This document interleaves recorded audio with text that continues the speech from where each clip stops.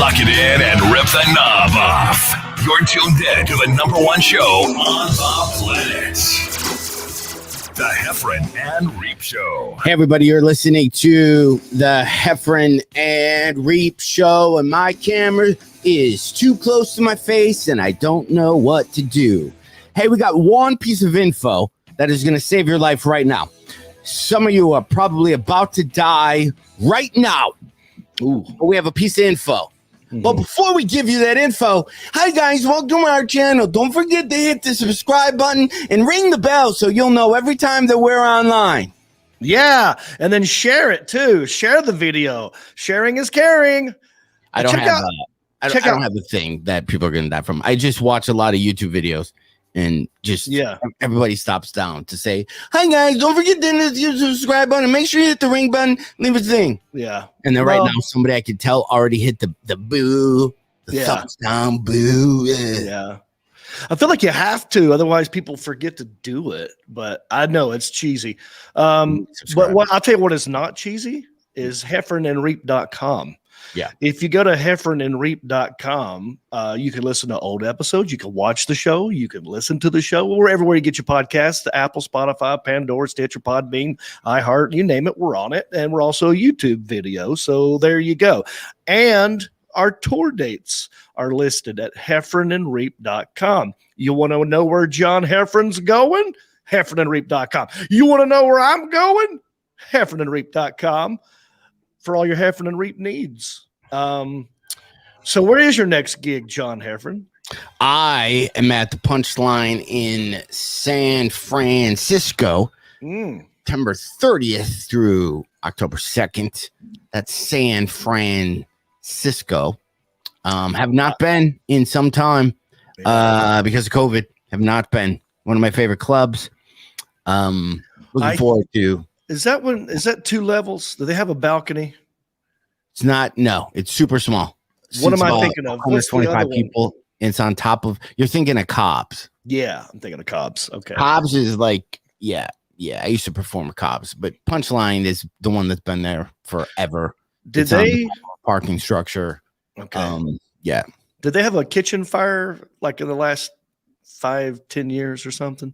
I don't know. I think almost any comedy club probably contemplates a kitchen fire and burn it to the ground so they can stop. Sometimes I think that's a move like, oh, sorry, we're going to have to reschedule you. We had a kitchen fire.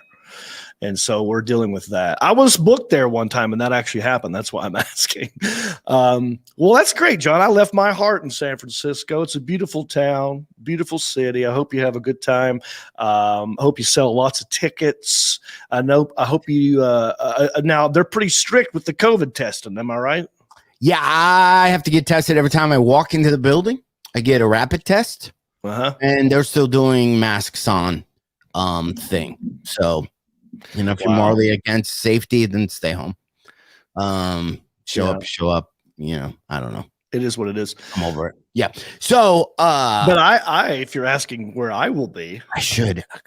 I'm so self-centered.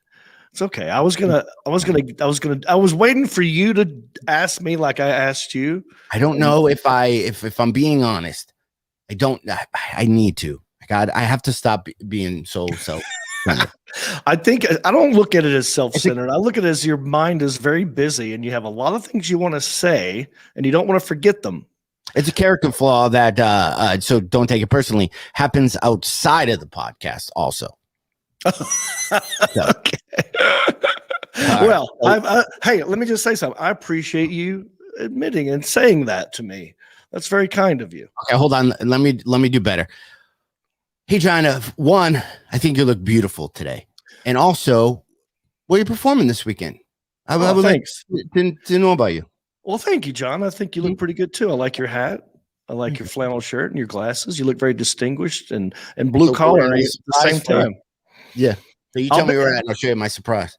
I'll be in Dallas, Texas at Highness Comedy Club. Dallas, Texas, Highness Comedy Club. 2 shows Friday. 2 shows Saturday. That's October 1 and October 2. Lovely club. I love the guy who owns it. Always have a good time when I go to Dallas. In fact, I'm contemplating, and maybe you can help me with this, John. I am contemplating staying Sunday an extra day because the Panthers will be playing the Cowboys in Dallas that weekend. Why would you not? You should. 2 reasons why I'm not. Okay. 1, I'm not drinking in October. So me at a football game, Not drinking. not drinking with people I don't really know that well, 100%. Okay. Could be a problem. So if it weren't for that, I probably would. I've been known to do this before. Just like I'll find a ticket, I'll ask the audience, I'll go on local radio, like, hey, who's got a ticket? I'll sit with you. We'll hang out. We'll drink together. I'll be your friend. But you got to get me in. And I do know a guy who works at a local, he works in Charlotte. He's a newscaster in Charlotte. He's a sports guy. His name is Will Kunkel. Shout out Will. Great guy. Loves sports. He's actually working that game for the TV station, and his wife will be there sitting by herself. And they gave me an invitation to sit with them. And I'm going to come back because that's how serious I'm taking Sober October. That's all. Sorry. Wow. Well, it's good you're doing the Sober October thing. Yeah. I mean, it's commitment. I'm nervous about it. You go. It'd be cool to be in the stadium. Yeah, right. Like, do you get? I can do maybe I'll have one glass of wine. Like, it's just nothing. You're going completely sober. Yeah. For full. And what sucks is I'm working almost every weekend in October as well, and I have a pre-show ritual where I'll have a Red Bull, sugar-free Red Bull, and a little vodka, like one, before the show. And now I'm thinking, that's going to mess up my ritual. I'm going to be around alcohol. It's going to be tough, but no biggie. I'll just zoom in, zoom out, do my shows, and then I just can't linger in the club. You know what I mean? Right. Well, good luck with that. Thank you. So last week was when was it? My favorite time of year. 7 days ago. So obviously, the song, do you remember the 21st night of September? Yeah. In the night away out. And then so I started thinking about that. Mm-hmm. So then I started thinking of the song Wake Me Up When September Ends. Yeah. Green Day. Right. And then you obviously have Prince, 1999. I have an idea of, I don't have any lyrics, but first I think we come up songs that have days in them, like specific days. We should be working on that. So then next year when that day comes, we have a theme for that day that we wrote. So we have to think of a day to write a song about. That's random. Like, why is September such a thing? Yeah, it's in a lot of songs. There's a lot. September's in. I don't even know how many songs have September. I can think of 3 off the bat. Mm-hmm. Well, there's days of the week, so like Monday, can't trust that day, and then like Manic Monday. There's Tuesday songs. Sunday Kind of Love is a thing. Really, not a lot of Thursday. There's not a lot of Thursday or Wednesday. You would think there would be maybe there's a Wednesday. Is there a Wednesday song? Leave it in the comment section. I'm not looking up any of these because I'll get sidetracked. But we need to find where there's some wiggle room. So maybe we need to write a song about a Wednesday in November. Oh, Cold November Rain. Oh, Wednesday in November. Thursday November Rain. But I think you get January after the 1st, right? After January 1st is always this weird, performing is a weird time because everybody's so holidayed out. Right. That everyone is kind of like, oh, I'm not going out. We just had to go out minus pre-COVID when things were normal. And then February kicks in when it's Valentine's. February, March. There is a song. I just looked it up as we were talking about Wednesday. Macklemore. Remember Macklemore? Okay. He's got a song called Wednesday Morning. there's children's songs about Wednesday because it's part of. And then Lisa Loeb has one called "Waiting for Wednesday." There's a couple of more. John Lee Hooker, "Wednesday Evening Blues." Okay. But yeah, what about? Can you look up months? Like what songs? What songs have been written the most? Okay. September has to win. We got November Rain. We got Amy Winehouse, October Song. September Girls by Big Star. February Stars by Foo Fighter. June Hymn by this is crazy. Oh no, that's a hymn. Sorry. I thought that was a real rock star. Pale September, Fiona Apple. Remember her? So September has the most so far. We're on like 5 for September. Yeah. December, my December. Yeah. So I'll bet you November, December, September, and then like a June or a July has the most. I don't see anything. Well, there's got to be an October song. Yeah. October all over. Maybe there's a JP Cooper September song. There's another one. Yeah.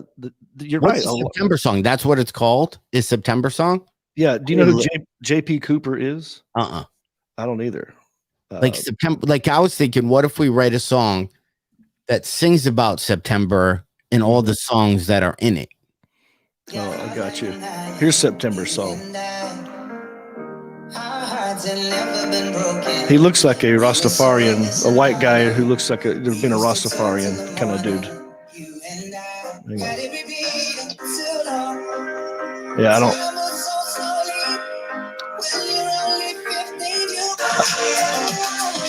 I think it's one of them songs that doesn't have the word of the title in the song.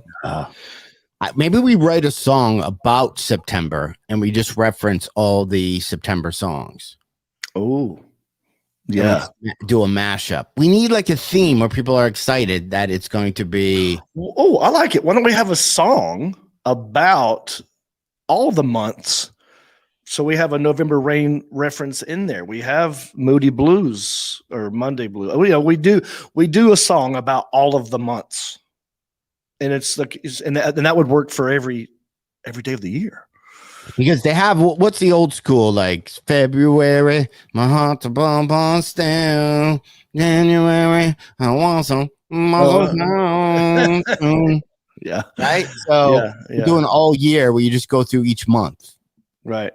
Okay. And then you kind of reference whatever song's in there, and the whole theme of the song is our beats are all year or something. I don't know. Well, that's I'm in a music mood. I'm in a music mood because this weekend we decided to go out, like physically leave a house. So I was in charge of coming up with like a date night, and I was stressed. Okay. Because I don't, you go play lasers. What's a date night anymore? I don't even know. Like everybody has everything they want at their house. You can have a drinking night. You can have a make dinner night. It's all. Right, you want to be around crowds.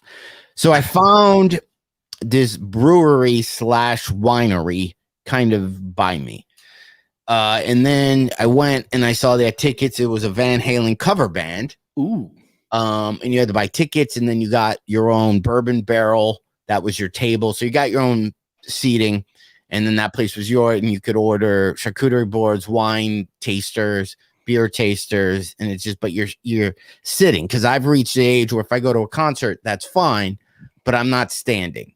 I'll watch the entire concert just sitting down. Remember that place we used to go at in Laurel Canyon, the Canyon Club? Yeah, I forgot to. You sent me a clip of me singing John Waite's song. I didn't know where that was from. Yeah, I remember. Yeah, so we went there and I got all excited, and the band was called Panama or something. And this drunk guy gets on stage and he's like, "Ladies and gentlemen, Panama," and kind of nobody claps because everyone's just eating. And I think the Tigers were playing, and then there's a football. Michigan State was on. There's kind of like people were going, and then the guys get on stage and they're dressed like Van Halen. Okay. And I'm liking this. But I'm spoiled because you've seen Steel Panther, or they used to be called Metal School, just in Los Angeles. I think one of the greatest. They're not even cover band anymore. They have awesome songs. Yeah, they Once have you original see them, songs. it's hard to see anybody else because you just think that they're faking it. Because those guys, Michael Don, those guys are so good. Yeah, that is exactly what every tribute band should aspire to be. And they have their own songs that you're excited about them singing their own stuff opposed to 80 stuff. So the band gets on stage, and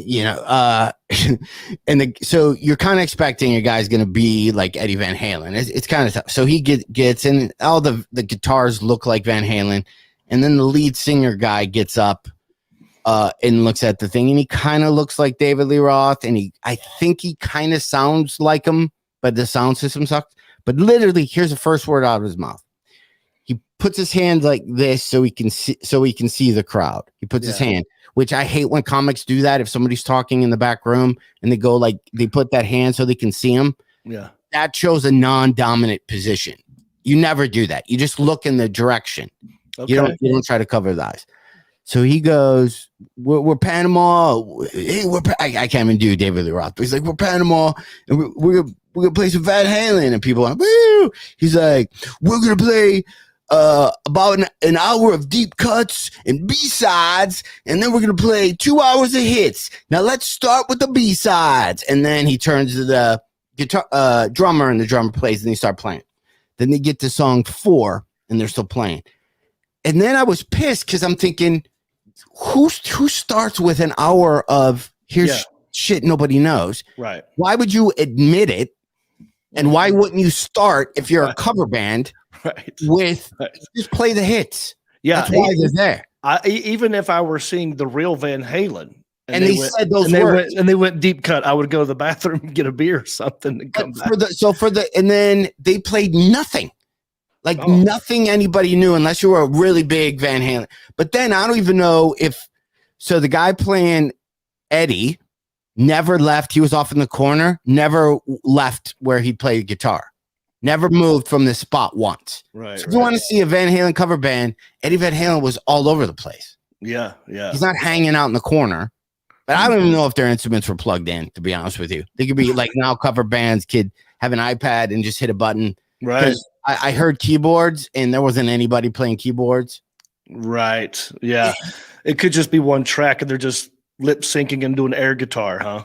Then the guy did this thing where he brought like a bachelorette party out, and they danced because they were forced to dance. They didn't want to dance. And then when they got done, now there's 6 people on the dance floor. He turns it back to everybody, and he starts talking to the drummer for 3 minutes, maybe. Like now there's people on the dance floor, and he just didn't take advantage of it. That's why I would have jumped into Jump or any dancey thing that you actually have the 4 women that were at the place. Yeah. 90% dudes. It was like Smurf Village ratio. And then he would do this move where he would walk out. He just kept showing his butt. But I think the guy was like 60. I was going to ask, how old are these guys? Well, I sent a video to Alan, and you can see our view at one point. I think their sound, I'm not sure. If you want to play that, Alan. It's,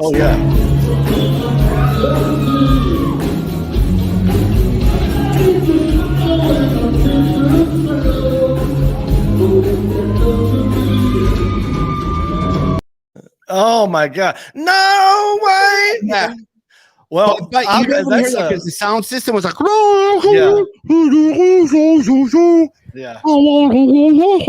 and he would just stand. Yeah, that's a hell gig for those guys too. I mean, if you're going to do a hell, because if he's the tables, it's people are eating. It looked like a nice restaurant with tablecloths and wine glasses, and this dude's up there like he looks like he should be at a keg party, and you guys are at a fine dining restaurant. It looked out of place. It was funny when we walked in there, and I don't have better thing. We sit down, and I look at Michelle, and I go, do I have a? Oh, okay, I can't. So I'm going to show you this. This might be horrible. Yeah, you can't see it. Well, What's happening? Describe. Oh, is he on stage? Just you kind of see the stage with the little how the tables are set up. Right. Okay. So first thing out on my thing, I'm looking and I'm like, the thing seats about 300 people, and you're outside and there's a stage. I looked at Michelle and I go, me and Reep should do a show here. It's in this winery. And I literally go, me and Reep should do a show here. And then she goes, are you always working? Right. Shut up. Well, that's cool. I don't understand why they wouldn't play the hits right out the gate. That's pretty stupid. I do love a good tribute band. There's one here that we had. Throwdown Jones. These dudes, they're all great musicians, and they get together and they do. It's like an '80s hair metal cover band, and they do some good. It's a fun time. The guy, what I love about the lead singer, and they've been on the Country-ish show. Right. What he does, what I love, he does a thing with his hands. So when he sings, he'll do a point when he sings. Right. Sometimes it'll be this way, like he's reaching out, and then sometimes it's up here, like I need you, like he's good with the hands. Sometimes it's sideways, and it's all fingers. But me and Alan were counting how many hand gestures does he have. This is like, I'm giving you my love, and then this is, I want your love. Yeah. And then this is like, wait a minute. Well, yeah, this is like, hold off on the love. And the side is just like where we don't. I'm trying to understand. What do you want, a man? But now I know. And then the hands come back. I think we should be friends, not so much lovers. And then back to you. So that's definitely. Yeah, he took a class in how to do the hands, and I love that because he's got these leather wristbands on. It's funny, and it does a lot of like a good scream. I was wondered, like, so those guys that are in cover band, they meet women, and they go home with them, right? I'm sure that there's a Neil Diamond impersonator that met a woman and went, but aren't you already? You're starting your relationship off on a lie. Yeah. The highest compliment that they will ever receive is, you sound just like them. And as a person going home with that person, I mean, they kind of think that they're going home with whoever they're impersonating. I have befriended an Elvis impersonator. I did the country music tour cruise a while back. They had 4 Elvis impersonators on the ship. They're the closest ones to my age because everyone else was old on that ship. But anyway, right. I hung out with these dudes. One was from England. 2 of them from England. One from like Australia. One from Canada. But anyway, they had girlfriends on the ship, and I was like, I wonder what they think. And I will say now that the 2 that I knew are no longer with those girls. So maybe it's a short-term fantasy in the girls' heads, like, oh, I'm gonna imagine that it's Elvis as long as I can. But at some point, that's got to wear off, right? That's what would draw you to them. Yes, I'm making broad strokes. I'm not talking women to men. This is equally a guy could see a woman dressing like one of the women from Heart. But if you're watching them for an hour of a cover band, and you're falling in, you're going, I'm attracted to this person. You're attracted to them performing, them with the music, everything that makes people on stage more attractive. You're 6 foot higher than everybody physically. You're on a stage. There's lights. You're on. Everybody's focusing on you. We get that. But then when somebody goes home, like it's such a.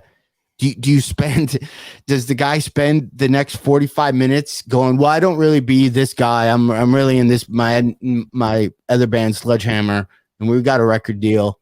And you blow off that you're in a techno new wave 80s cover band, and that's why you're playing Devo covers. You know what I mean? Yeah. But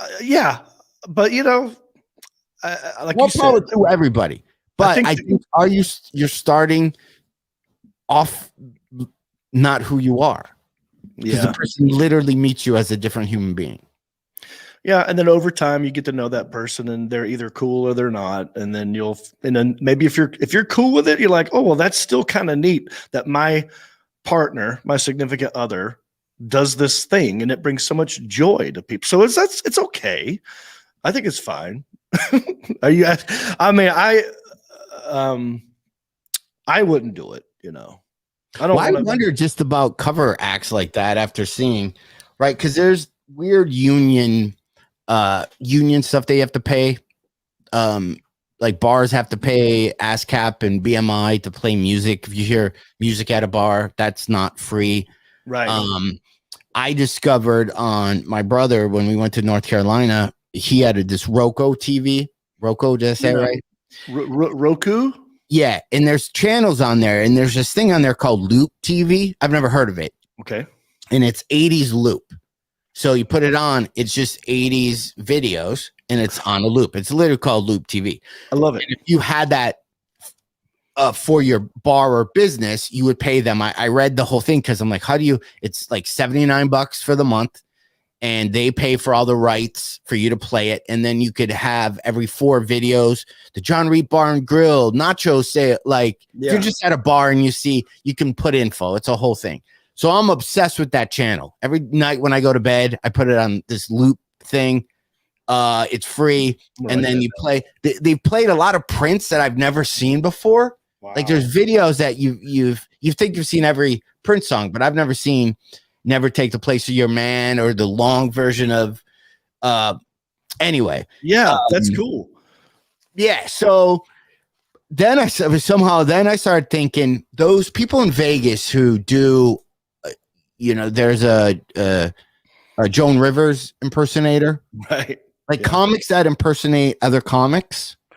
Oh, yeah. Right? Like, so if the Joan Rivers guy or woman or whatever they identify as, right, who's Joan Rivers, is doing Joan Rivers material. They're not writing a full new Joan Rivers act. They're doing. Well, how could they? Do they have to pay the estate of that person? Because if so, I think that's kind of a bullshit job as a comic. Yeah. Not as a band. Right. Do cover bands in Vegas have to pay some type of fee for playing those songs? I have no idea. I know we wouldn't know this. Good question. And then what, well, now that she's passed away, it's probably get away with it more. I would hate it if I were alive and there was another comedian doing a John Reep tribute show. Like it's Ron Jeep, but he's just doing me. Well, I know Gallagher, right? There was Gallagher, and then there was Gallagher 2, his brother. TOO. Yeah. So in the newspaper, old school, it would say Chaplin's Comedy Club, Detroit, so-and-so, Haywood Banks, and Gallagher 2, almost right. And also Gallagher, but that's not how it was written. Right. So then people would go and they would see it, but the guy would do Gallagher's material. Yeah. He bought it from him legally. Bought it, and then they sued. Then he sued him to get his act back, and he lost.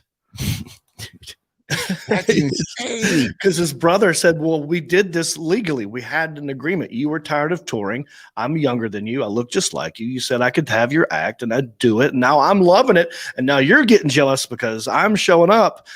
And he's like, well, I want my act back. He's like, oh, no, I'm not doing it. We had an agreement. And so, yeah, that's interesting. He lost it. So that's the only ones I know of. I know of Joan Rivers and the Gallagher 2. Is there any other comedians that have a tribute person? I think I haven't been to Vegas in 100 years, but I remember seeing that. I think the Joan Rivers one was like an hour-long show. So it wasn't even like you as a comic. There's a lot of comics that go, hey, it'd be weird if so-and-so was on your navigational system, and then they'll do they'll do impressions, but not just a full hour of the impression. Yeah. I saw in the local, there's a place here called the Silver Bullet, Wayno. Oh, you've been. I've been there. The place is awesome. At Wayno's, they had a guy named Jason Aldean. Not Jason Aldean, Jason Aldean, like you're chasing him. And he was a tribute guy who just did Jason Aldean. I didn't go see him, but that's pretty specific. I wonder if he mixes it up and does, Willie Nelson or Johnny Cash. Is it just Jason Aldean songs? How would we, I don't know, maybe 3 of them. We got to find out if like a guy like that, so he goes to that place, right, and he makes who even knows, $1,200.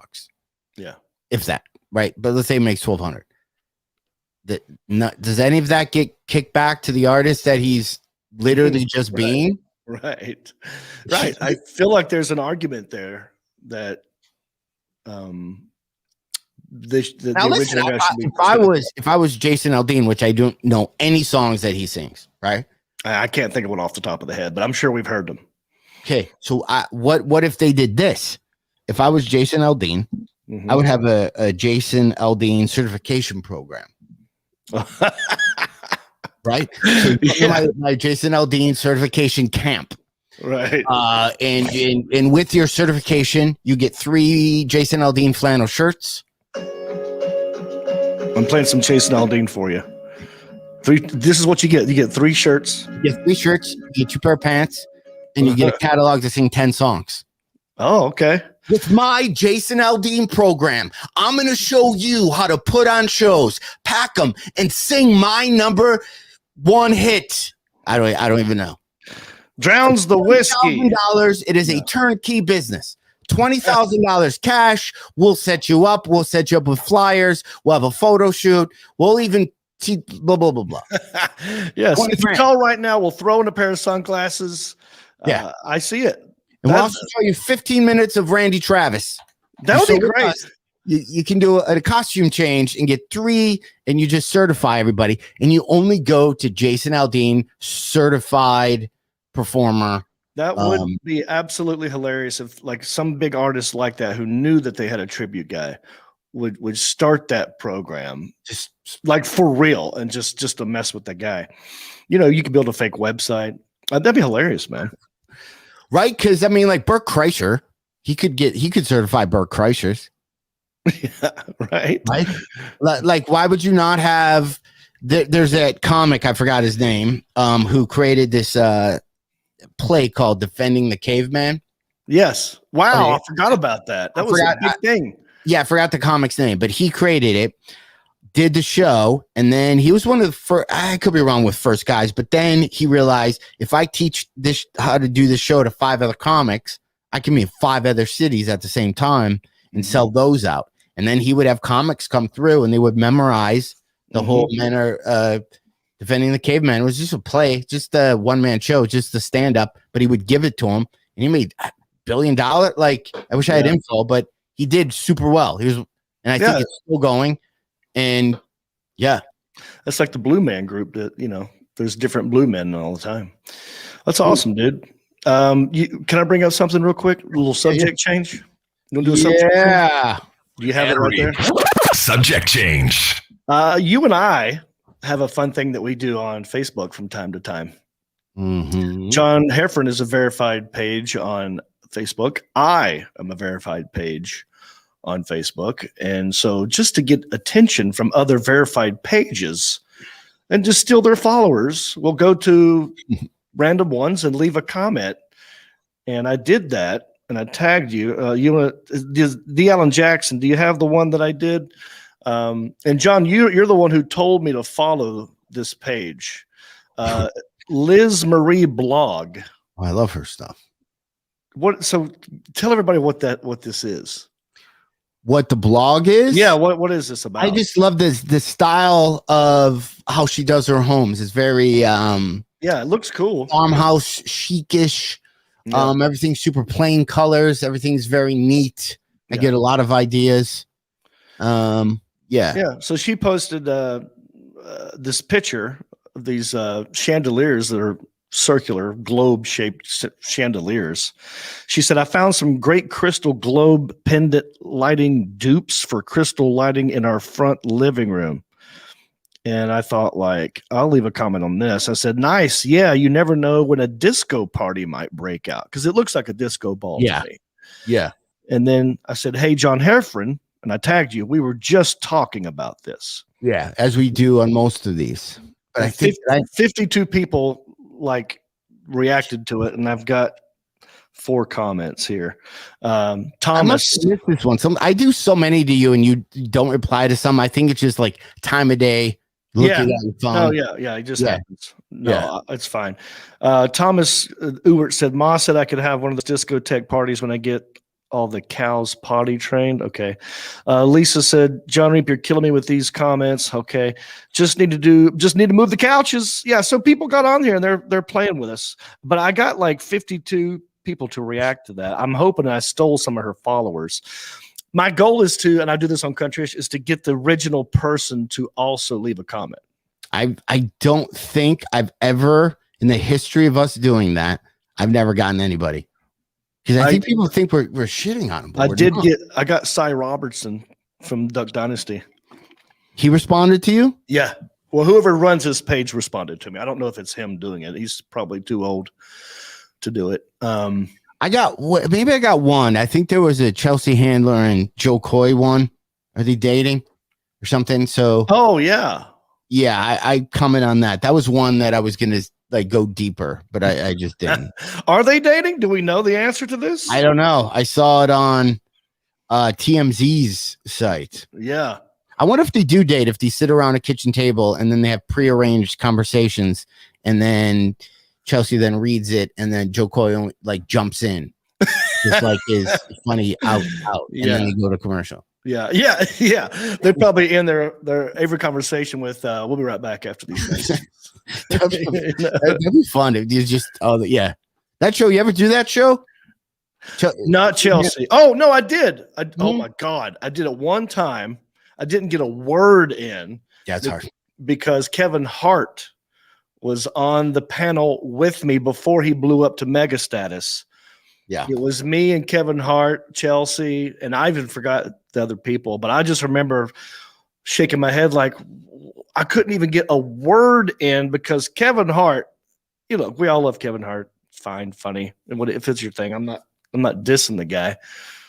But he would literally start talking and not have a point at the beginning of the sentence. And just like filibuster until he thought of something, and then it would come in. And I'm like, I wrote some stuff down I'd like to say, and I couldn't get to it because he wouldn't shut up. That show, if you didn't watch it, they would just take news stories, and then they'd have 5 comics around a table, and Chelsea would read the news story, and then you'd round robin it, but you literally had to have 1-word answers to 2. There's kind of like the there's some like Joe Coy that I'm trying to think of the people that were regulars on there. So they got like 4 words. Fortune Feimster. But they're like, yeah, so a Florida guy got arrested for trying to have sex with his vacuum. And then it would go to you. And if you're like, boy, that guy, they would just cut because you said, boy, that guy. So you just go, that sucks. And then move on to the next one. And then Joe Coy would be like, yellow. And then it would just go on. Also in Wyoming, like it was such a weird, it was like a weird show, but it got so many people famous though. There's so many people. Josh Wolf, right? Josh Wolf. All those guys all popped because of that show. Mm-hmm. And they were funny. Josh Wolf had a show too on CMT for a minute called the Josh Wolf Show. That was almost just like it was supposed to be the country version of that. And I did that show 3 times. On CMT. Those shows were like you can't. It's like you ever do morning. Well, I don't even know if there is morning radio in cities anymore. There's some. What you would do those morning shows, and I remember doing somewhere they'd go, okay, we're gonna stop down for one segment, which meant you had about 3 minutes. Mm-hmm. Like John Hefford, you're at the Try the Good Nights in Raleigh. These shows. John, like, what's it? I heard you had a tough flight in, and you're like, yeah, my War of the Roses, and then they would just go, thanks, bud, and you get up and you shake. Can we get a picture? And you're like, what the fuck? Why did I just wake up at 5 o'clock in the morning? We could have recorded this in the afternoon yesterday. Yeah, it's a pain, but a lot of people got famous on that show. So that's what we're trying to do is get people to talk to us on Facebook verified pages. And Liz Marie is one of them. Is there someone else that you and I should be following? Hey, leave it in the comment section for me and John Heffron. Do you want Who should me and John Heffron, specifically for the Heffron and Reep show, should we be following so that we could leave comments on their pages? And then y'all weigh in with us. So far, we've been saying stuff like, oh my God, we were just talking about this. Yeah. And then the other person has to say, I know, right? Should we change it up a little? I think so. Should we go a little bit more in depth? Yeah. Because what we're doing, we're not stirring the pot. We're just basically putting a couple of words to get people to look at it. But we need to do something, controversial or alarming or shocking to get people to respond more, but not to get deleted, because the person could easily delete your comment. So, it has to be a passive aggressive sort of thing, Yeah, I'm looking now, like even on my thing, there's people I don't follow in my news feed. So I just looked. It was like Steve Byrne, and then it was Andrew Dice Clay, who I don't follow, but then there's a big follow him, but he's showing up in my feed all the time. Right. I don't follow him. I wonder why that's happening to me too. There's people, I think it's because they must have been connected somehow, and Facebook is trying to get you to okay, I follow Alan Jackson. I only follow the Alan Jackson. I don't follow this guy. I'm gonna follow that guy. Forever Blooming, Linda Mall. She shows you how to put flowers in a boot. We should maybe we should follow like bands that are from the 80s who are actually still touring and doing stuff that are verified. How come we're not following Toto? Are they still out there? There's a lot. We should do that. Let's follow. Let's make a point. I follow Christopher Cross, that guy. Oh man, he's playing here in Detroit, like at some bar. Wow, I would love to go see him. He's got like a lot of songs. Yes, I mean he's half of Yacht Rock on Sirius XM. There's a guy on because you listen to it too. If you listen to Yacht Rock, Michael McDonald. Yeah. Okay, I don't know if he's ever sang a full song by himself, but I hear him on so many songs where he's just he says 3 words. He's like Drake, or who's the guy from the bald guy from Miami who just pops into a song and just Pitbull. Another one.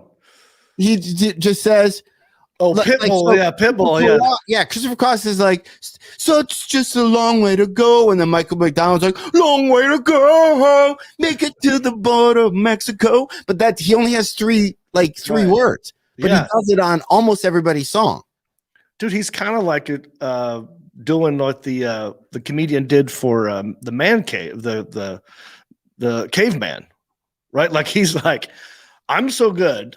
I'm just gonna be on everybody else's stuff as well. That's how much you're gonna want me. I remember like the movie Arthur with Dudley Moore. Yeah, I mean that's all Christopher Cross. I bet you we can get. I want to try to get Christopher Cross on the podcast. He plugs enough stuff on his that I feel he's gettable. He's so social. That's true. I think he would come on our podcast. We need to start doing that. Why don't we just start interviewing old school 80s, 90s people who are still out there doing stuff? Because now we can get them, like you just said. I've tried to get mall people. I tried to get that actor guy, Debbie Gibbs. I've tried to every person I've ever tried. I've failed. Well, I'm going to try to. I'm going to go for round 2. I'm going to give it a whirl, see what happens. Yeah, you're getting guests on country-ish that are, I feel, better friends of me than you, and they're on your podcast, but won't be on, Did you reach out to some of them? That's the thing. I don't ask. Well, country-ish? This podcast, what we have, me and you, originally I was like, well, this will just be me and John. It'll be very low maintenance. It's just me and John. So if we're going to start doing homework and getting guests, that's a whole nother ball game. But we could totally do it. We've had a couple guys zoom in from here and there, but I think it's a good idea. I mean, we get one. Yeah. Yeah. I just hate asking people because they all say no. How do you get like on your country-ish? It's probably not a thing. You have a friend of mine, Kelsey Cook, coming on. Yes. Right. How did you get Kelsey? All Things Comedy. All Things Comedy, that network. Umbrella. I reached out to them. I said, here's a list of people I would like to have on the podcast that you host, country-ish. And they said, all right, we'll see what we can do. And that was one that got back. So you're having Kelsey on, who is extremely funny. Probably on 20 dates a year with me for the last 3 years. So she has a segment that she does that you probably will ask her about. Okay, which is a foosball champion. Right. Kelsey's a foosball. She's very good at foosball. Her dad was a yo-yo thing. Kelsey's mom wrote the book on foosball, but she has a segment called Wrist of Fury. Yes. She challenges comedians to foosball. You were on there. Yeah. I guess who came up with it? John Heffron. Guess who told her that she should do it? Of course. And not of course. Has she been on this podcast? I raised you, Kelsey. I raised you. Oh man, that's right. And look at the thanks that you get. Don't even give me started. No good deed goes unpunished. You know this. What other ideas do you have for her? I came up with her shirt idea. The 1985 champion.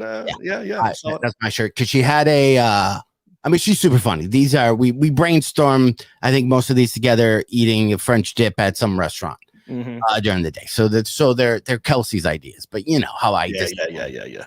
Did you? She does another one where she puts makeup on people without a mirror. They'll sit down and put makeup on each other. Did you come up with that one? Did not come up with that one. Makeup tutorial is her. The foosball one is her. But sometimes, but you're gonna like her. She's super funny. I met her the one time. But yeah. Oh, do we want to?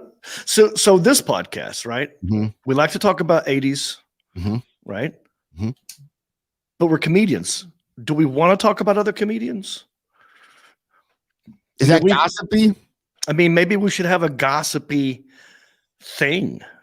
Not in a mean way. I'm not, in my heart, I'm not a mean person. No. But it would, get some attention maybe if we could fake it. What if we, like right now, this is people who like us are listening to this, and they could be in on the joke where we pretend to have a bold statement about one of them, and we just cut that clip out and put it out there. And then once they finally get back to us, we're like, what the hell? Like, oh, you got to listen to the whole thing. We made it all up. It's just to get you to respond and just to get some attention. But what do we do? Brad, I don't know. We'll have to think about that. I'm looking at my Instagram now. Like Brad Williams, he's a good sport. We can, that's a good guy to go after. Yeah. Knock him down a notch or two. Whoa, I see what you did there. Because he's I accidentally unfollowed somebody and then I refollowed them. I don't know why. But I unfollowed and then refollowed Ari Shafir. Mm-hmm. See, so what I did is I can't log into any of my social media stuff. Right, like for some reason, there's no password, and then you said, "Hey, can you send me back a new password?" You forgot your password, but I can't even reset it. So I finally got into Twitter, and I wanted to not follow anybody. Mm-hmm. I was just, and same with Instagram. Right, I follow like a couple thousand people, but I want to blow out everybody. Right, and almost have zero. Yeah, I did that. I did that on Twitter a long time ago. Yeah, but I literally physically can't. So I just go through, and on my timeline, I'll look at it and I just unfollow almost anybody I see on my timeline. Yeah. And then it changes up your timeline. Then it's almost like you walked into a new mall or something. You're like, who are all these people? Yeah. I don't know this person. Right.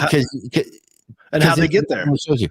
So Ari, which these are funny, puts up, he has fans do his tours. Like he names his tours differently every week, which is a really funny idea. Right. Because you and I were talking about naming tours, and apparently a manager told you at one time, if you named your tour, you would sell more tickets. And so we were kind of talking about and making fun of the fact that people name their tours and we don't have one. And then here's Ari renaming his tour Like I think he has the fans do it. The fans he does create, and he promises that his deal is, you do one, I'll post it, no matter how horrendous it is. Right. So he doesn't have, this isn't coming from his brain. Yeah. And then I was like, yeah, I'm kind of, I don't need to see this all the time. You know what's so funny about people giving advice? So I heard you should name your tour, right? But I always thought it was funny if you're only doing clubs. It seems stupid, right? I just don't like it. And then I was reflecting on my career and thinking about all the advice that I listened to, and then looking back, you realize this was all dumb. I should have just done everything the way I wanted to, and I would have been in the same exact place. So I shot a special that we were going to sell to Netflix right before like all the arena rock guys start getting specials. Like, so there's a moment on Netflix where if you had an iPhone, you could record your special, put it up, and Netflix would air it, and then you had a special on Netflix. Right. Then Netflix started getting into production of specials and started giving production deals to like, who's the Asian girl who's pregnant on every special? Oh, Kathy, something. Yeah. Wong. So Wong, Eliza, these are giving like big chunks of cash to them to do a special, but then now it's a Netflix presentation. So they weren't buying any production companies outside of Netflix. So I, with my awesome timing, put all my money down and shot my own special, and then went to sell it to Netflix. Robbie, the guy who sees who buys specials, didn't even open the link. Right. You can tell. Didn't even open it. But it was right when the arena rock guys. So there's like 5 people that have special, like the Dave Chappelle and there's like the high school yearbook committee guys. Right. Those are the only people that would get specials. So I was mad at everybody. I'm like, well, this was a good special. The material was good. I just spent 6 figures shooting it. And then they said, well, it wasn't shot on a jib. So a jib shot is, so I had 5 cameras all around the club.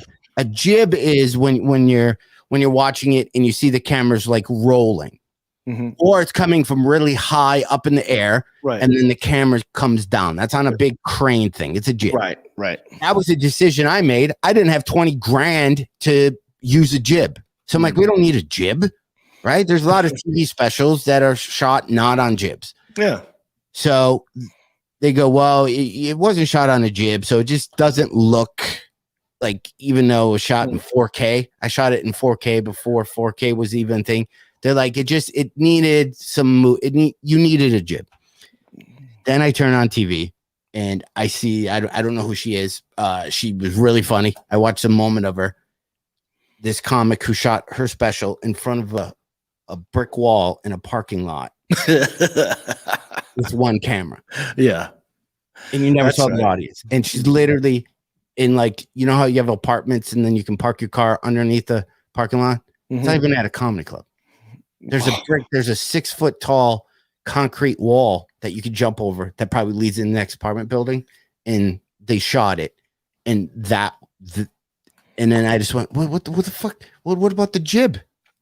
Right. And then, yeah. Where's this special now? I hope it goes well, and I hope 1 million people see it. You know, where is it? Where's my special? Yeah, the one that you shot yourself. You said you spent 6 figures on it, and I want to know: is it anywhere that people can see? It's just on that hard drive. I can FedEx anybody this hard drive, and you can plug it in your computer. $10,000, and I have limited. I have 10 tickets. We were talking. You need to cut this up and put it on your YouTube, man. That would be like I'm fatter, and I talk about marriage. Like, the whole thing is my wife. I did this, and I came home, and my wife. So as it was at a different place that I don't talk about anymore. So do you do it and just remove yourself and just say, look, this is, put it out there? Way back. I literally name it the Lost Special, the Gibless, the Gibless Lost Special. I don't know. pre-divorced Heffron. Yeah. I don't know. I think you do it anyway because everyone does a Throwback Thursday or Way Back Wednesday. Just use it for that, put it up there on those days and throw it out once a week. I think you could cut it up and do it. I think it's a smart thing to do. Real quick. Yeah. Last episode, you teased the audience and me with something. And I'm going to try and do better for the audience at remembering what we did last episode. For those people who are binging this and are listening to one right after the next, it's good to say what you were, to do what you agreed. Yeah, to do what you said you was going to do. Yeah. So last episode, you teased us with something, and I want to bring it up now. You bought a bunch of stuff on Amazon. It showed up. We were talking about pencil sharpeners, and you said, "Oh, I got this other thing," and you showed me a picture briefly on your phone. Yeah. So that was, I bought the wrong thing, and I just haven't returned it yet. I thought it was like a sauna, a gut sauna where it makes you sweat. Oh, yeah. But I can't. So what is it? So I got it. Wait, what are you doing? Okay. He's taking his shirt off, ladies and gentlemen, for the audio listeners only. He looks like he's wearing a black. This is what I got by accident. Oh, it's like a girdle. Oh, yeah. Now, what does that do? Now, turn around. Can you spin, or is it going to mess up the cord? Okay. How do you get into that thing? Where does it attach in the back? Is it Velcro? Is there straps? Is there hooks? So I got this, and this is supposed to, if you wear this and you put on a dress shirt, or this goes under my t-shirt. So here it is. Technically. Yeah. I see the old guys that like wear their stuff. Yeah, right. That's when I get out of the shower. That's where I put my towel. I'll do it like a chick almost. So this, right? I guess I'm supposed to. Right. Now, okay. So the purpose for you was that maybe it would like make you sweat more around your abs, and you would lose the love handles. Right. That's what you were thinking. See how pushy this is? This is still. So this goes like this. You got Spanx for your gut. And yeah, so this just looks like even sticking out my gut. Sorry, I'm trying to. It kind of hurts if you sit, but it's supposed to hold your stomach. Well, is it working? Do we not like it? You're sending it back? I'm just gonna keep it. I mean, Yeah. At this point, I would keep it. It's a girdle, but you have to put it on. So yeah, I was going to ask you, how did you get that thing on? From your feet. I tried putting it over my arms and I got stuck. So I pulled it up over my legs, just like what imagine like a mini skirt, like a girl, like a bodysuit, those things that they wore in the 80s. Yeah. Wow, dude.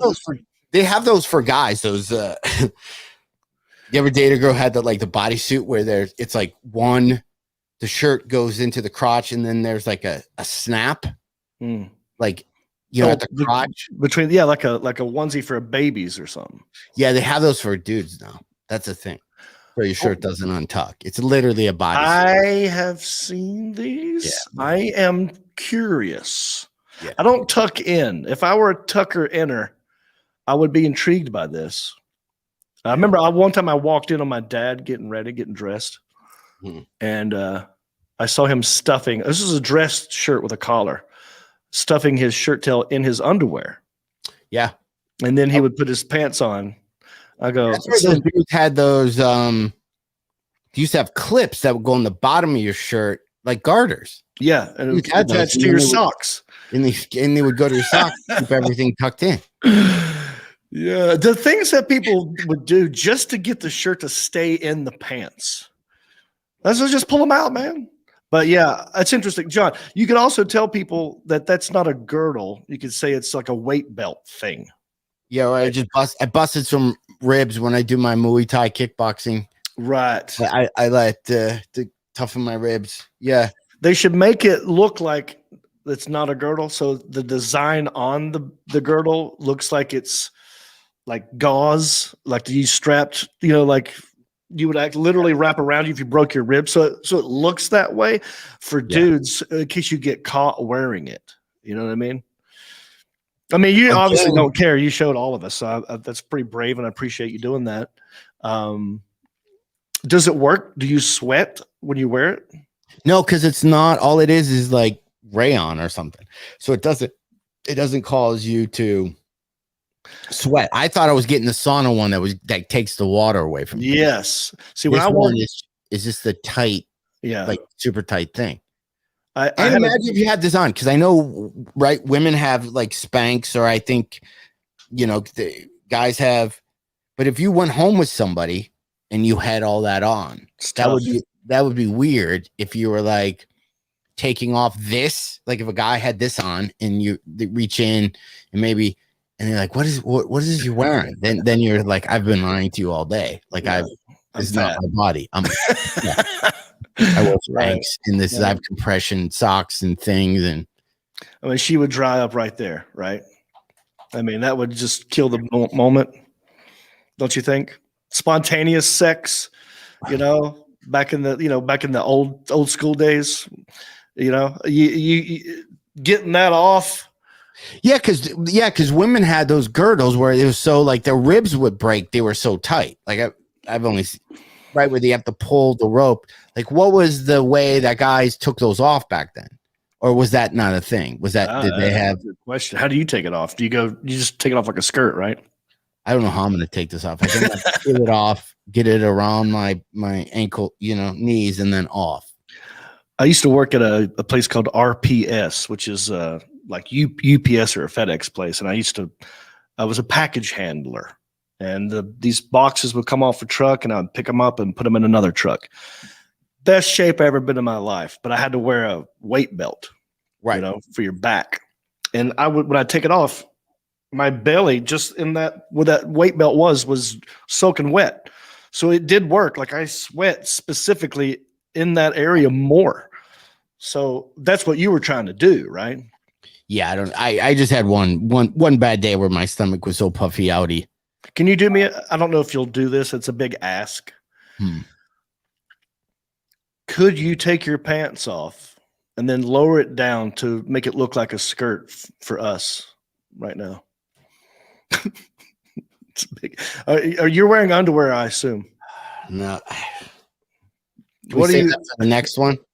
I think it would reveal too much. I think it would reveal because it's tight, isn't it? It'll be all up in your junk, wouldn't it? It's tight. Yeah. I mean, your butt might look good in it. Yeah. Maybe for the next one. Let's also do this on the show. I like watching things on Netflix. You like watching things on Netflix? Not a gibless special, but there are good shows on there. You're watching a thing called Sex Education. We could talk about that next episode. I'm obsessed with this show. The soundtrack's awesome. The colors of it, just how it's shot. Yeah. The material. At first, you're just like, oh, is this a really dirty show? It kind of is, but it's done super well. Mm-hmm. And the mom is a sex therapist played by the lady from X-Files. I forgot her name. Doesn't look like her. Like I haven't seen. Yeah. Somehow she looks younger than what I remember her as on X-Files. Her red hair has turned white. Yeah. And she's a sex therapist, and his son lives with her, and it's about that. But it's there was a scene in there I was going to ask you about. First episode.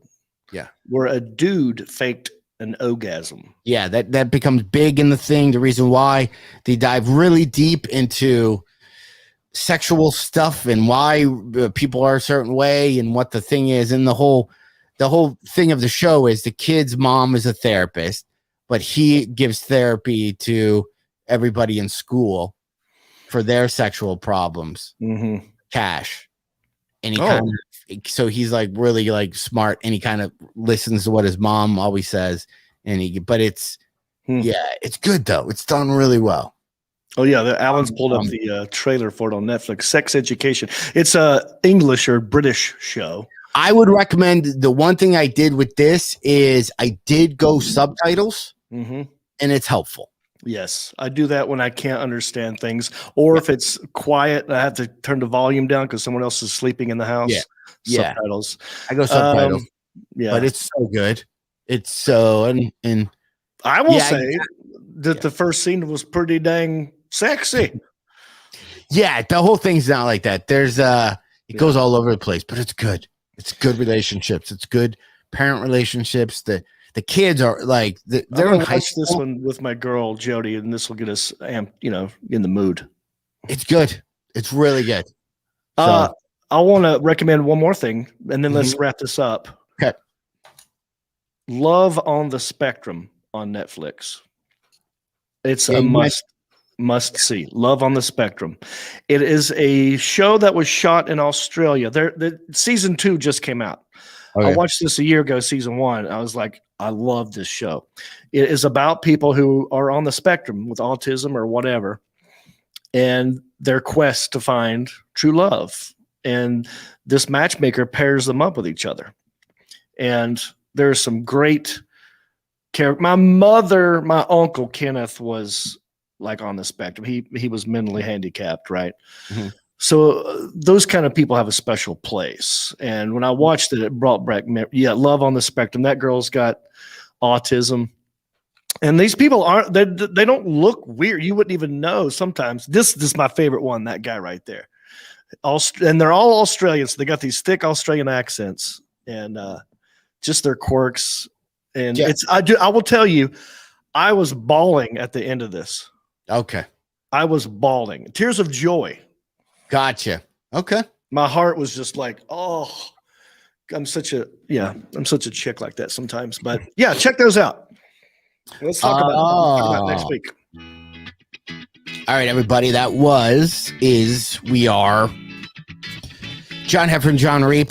If you want dates where we're performing, we have a lot. John's busy all of October. John's busy all of October. You can go to heffronandreep.com. Mm-hmm. I have stuff sporadically in November. heffronandreep.com this week. Well, depending on San Francisco, and then John's in Dallas. I'll be in Dallas. I'll be in Raleigh. I'll be in Jacksonville, Florida. I'll be in Jacksonville, North Carolina. I'm going to be everywhere. So, a lot going on. Don't forget to hit wherever you're watching this, whoever's feed, hit the subscribe button, hit the bell, do all that type of stuff. Be safe. Be kind. Eat chocolate. What else? Write us a review on iTunes. We need some iTunes reviews.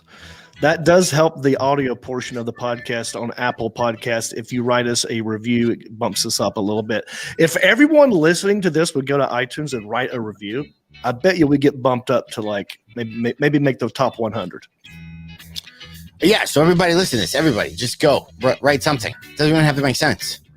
Oh yeah, we should create a form letter and have everyone just copy and paste so it's easy for them. Yeah, we'll do it. Yeah. All right, John, we'll see you next week. Bicycle.